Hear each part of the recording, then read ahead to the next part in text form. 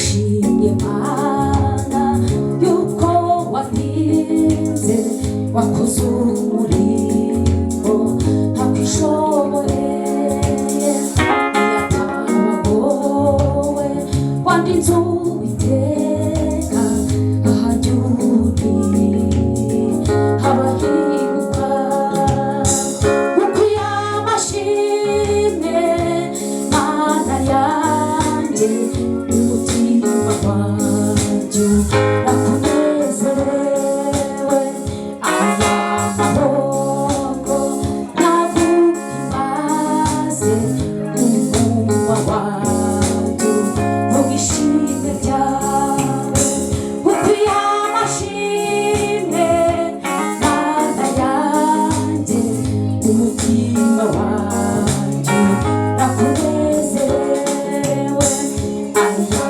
maboko naguhimbaze umunwa wanjye vuga ishimwe ryawe.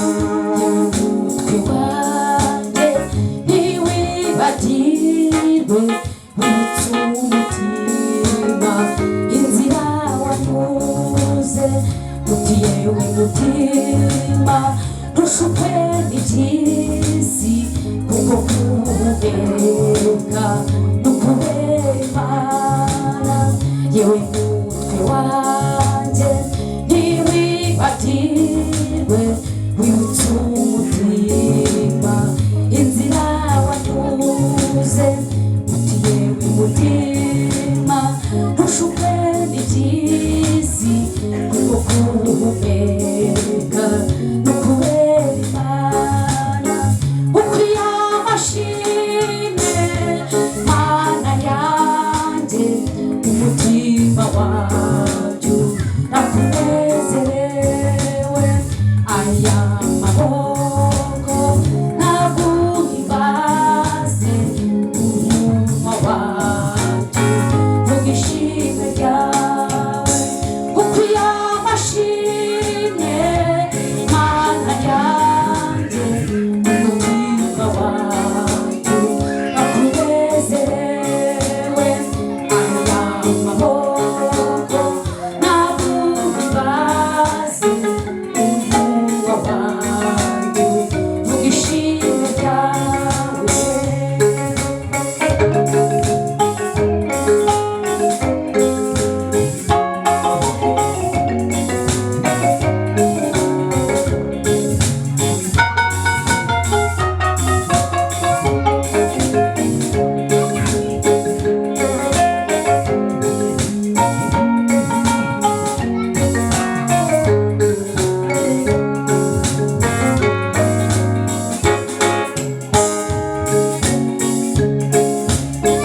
Hari ingabo nyinshi Imana yatanze ku manywa na nijoro burya ziratugose niyo mpamvu bucya n'ejo bugacya ababisha bawe ukabaho bareba hari ingabo nyinshi Imana yatanze ku manywa na nijoro burya ziratugose niyo mpamvu bucya n'ejo bugacya ababisha bawe ukabaho bareba ukwiye amashimwe Mana yanjye umutima wanjye urakunezerewe aya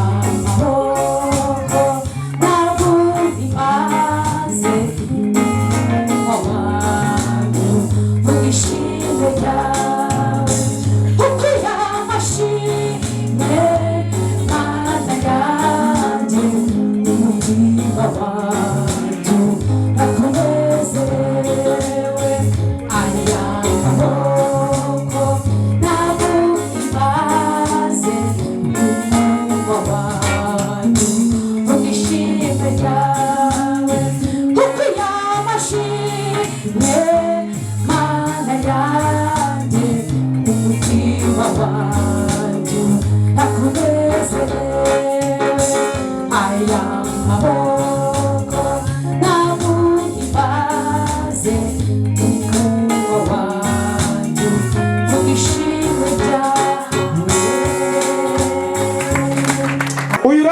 babwira amazina nakomeze gahunda. Imana ibaho umugisha.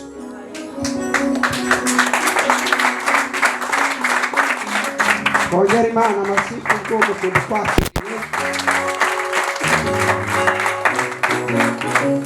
Haleluya.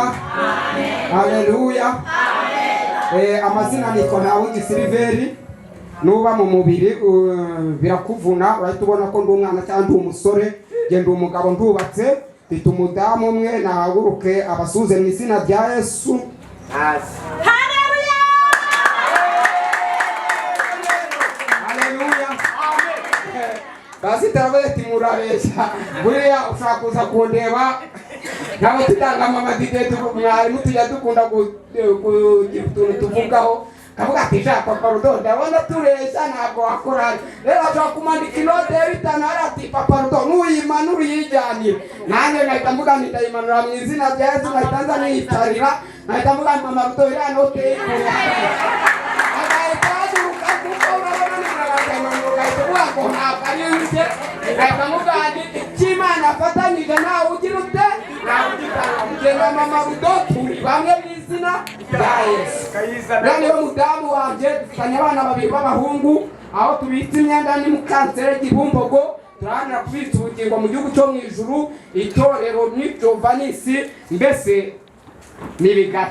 Haleluya. Amen. Abantu b'itorero Jovanisi bagira gutya turebe. Haleluya. Amen. Noneho akongeye mbese Yesu ngo burango yari afite ngo ni numwa yakundaga bitaga inde Yohana amujyamaga mu gituza. Nanjye muri itorero ritangira ninjye wa mbere wageze muri Yorodani hano, ninjye watifo aberemo hano. Haleluya. Ibyo ngo ndipfura hehe? Ndipfura itorero. Haleluya. Niyo mpamvu nasohoka hehe? Mu itorero. Haleluya. Ibindi Yesu aduhana umugisha, twamaze kwakirana, kwakuyeho ubushyitsi n'udafashwa urafite abawe badayimoni. Haleluya. Haleluya. Mbese tugiye guhamagara Yesu agira ate azare. Yesu azarebe ku kibazo cyawe, Yesu azarebe ku kibazo cyanjye. Yesu niwe rurangiza rwaki rwa burundu. Haleluya. Haleluya. Kandi yabivuze neza ngo njya nyenyuruza abandi nkakenyeza abandi. Yego. Haleluya. Reka twakire rero korali Isanamitima, twese izi twakire nayo hano urukutegetswe guhanura abavuga butumwa benshi bo bagiye guhanura muri ubwo buryo. Nibarangiza turahita twakira Odeta nawe n'indirimbo imwe nawe ahite agira gute ayiririmba nyuma ya korali Isanamitima, duhite duhimbazamo iminota itarenze 33 yo kugira ngo duterete Imana. Haleluya. Niturangiza turakomeza kuko ubwo dufite igihe kitoya kandi turagikoresha neza. Haleluya. Ariko uwo mwanya tugiye gushyiramo korali, reka ninginge mwarimu Mama Didier ageje urasenge. Haleluya.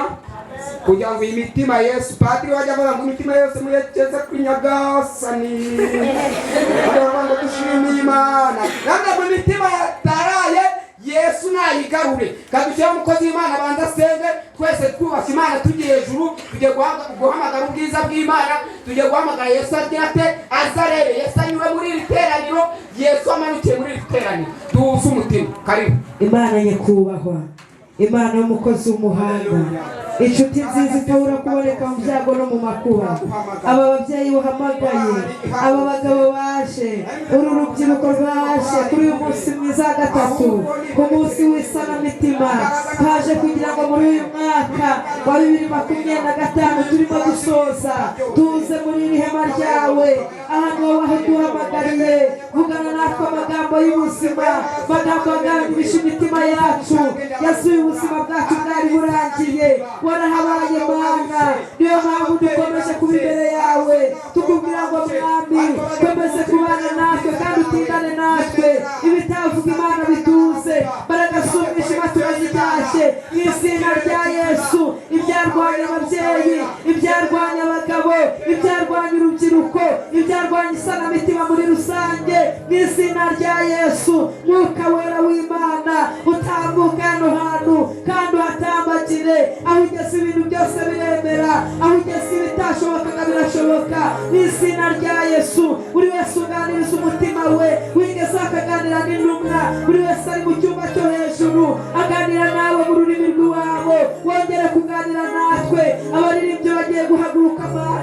naba ari we ahubwo Mwuka Wera aba ari uganza kuri bo n'izina rya Yesu bagiye kurangura imitima ingana gutya turushaho kugubwa neza Imana n'Umwana n'Umwuka Wera kandi Yesu aba ari byo bitabagira ngo tumire twebwe kandi biguhesha icyubahiro ibyatuma izina ryawe rizamurirwa hagati muri twebwe aba ari byo duhana n'abera bose bagize guterana kwera mu izina rya Yesu amina. Warahabaye Mana we warahabaye cya gihe